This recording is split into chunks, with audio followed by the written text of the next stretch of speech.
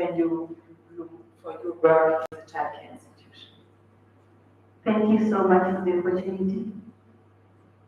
I want to say that I learned more about care reform in the university, and it's not because we didn't know about care reform, but going back to school enlightened us, and we were able to understand it more, so that we are able to come back to our institution to reform our institutions.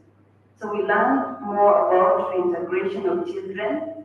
Of course, we knew about them, but we didn't know how to go about care reform. So when we were taken back to school,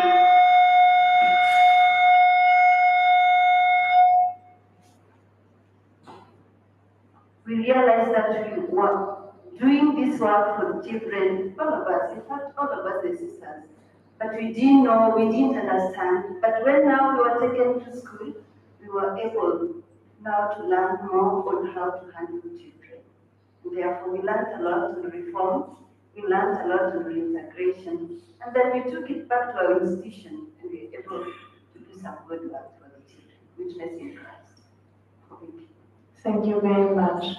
And if you think about your, I'm addressing this to all of you, about your collaboration with EOSK and CCK, what comes to your mind if you think about this collaboration?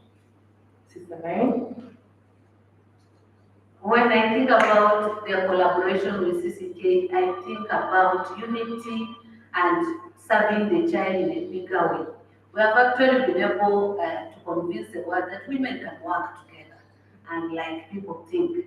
And we have given the child with some opportunity in more opportunities. For example, I may not handle the baby, then Sister Uma is able to handle the baby. So when I come across this baby, I'm able to communicate to a woman. We have a setup where we can send messages and say, I have come across this baby, can you help me? So this child, unlike before, I would have just looked at that child helplessly.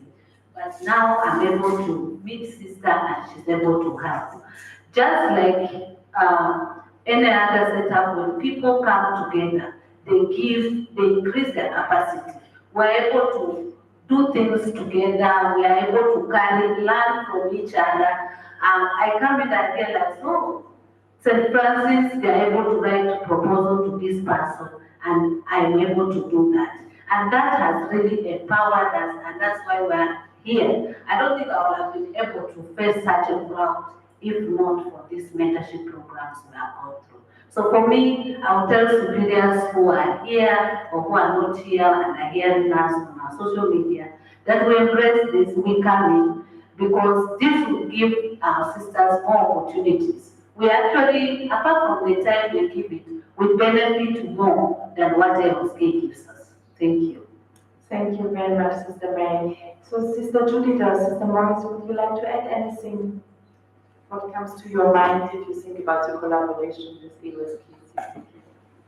Thank you. In addition, when I think of the collaboration of the CCK, I see strengthened families.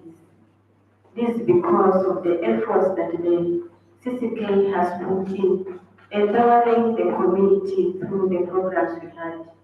We're able to sensitize the community, different government leaders and church leaders. And looking at the issue on the ground, where many children are being abandoned, neglected, we have managed to win their hearts, win their minds, telling them that positive parenting is very possible, and each and everyone in the society. We are all parents in one way or another, but the way we care for the children, it may not be positive. So when the collaboration continues, each and everyone will be able to embrace positive parenting, where they will be able to provide for the children, the care in the families, not only in the institutions, because the best place for a child is the family. Thank you, Sister Maurice. I also want to take this opportunity on behalf of the scholars, because this is the only time that now we should really thank the Catholic Care for Children and the ARSK for having thoughts of us to take us back to school. When we think of ASK, we have a shoulder to lean on as sisters. They have supported us, checking and monitoring what you are doing, and almost all the time checking with us and keeping us on board. They have supported us as well. During COVID, we were really supported by the ASK to take care of children back in their families. We are so grateful to the ASK because they make us strong as sisters to witness. Thank you very much, sisters. So, and perhaps listening to the sister Mary Judith and Maurice, sister Basilisa and sister Delvin, is there anything you would like to add or anything you would like to comment on before we look ahead in a moment, but before we start looking ahead? So anything you would like to add? Sister Delvin. Yeah, thank you, Nicole. I think all has been said by sisters. What I want just to affirm is it's possible to embrace care reform and really to ensure that every child has a family. It's possible if all of us will take heart or courage, risk to ensure that children really reach back to their families. And so you don't need to be the father or the mother biological to have any child. So, as Sister Pasisa alluded to it, that respond to the invitation of the Holy Father, as Christians, first of all, we have this call to be stewards. So it's only to respond to it. So, and we thank God that we have such a forum to remind ourselves of our call. So therefore, it's possible, they are baptized to it. So those who are hearing maybe in our midst know that it's possible. Let's hold a hand and put their head. They are there, we can learn from them, and we can share a lot, and we can improve where we are doing wrong. So it's not a dying thing, but what is there is that we just hold hands and really focus on ensuring that this child has a family.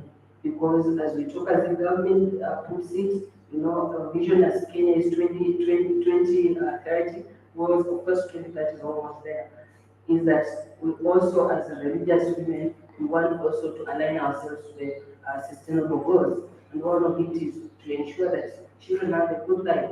They can have access to education, they can have shelter, they can have health. That is support to all the father because they have a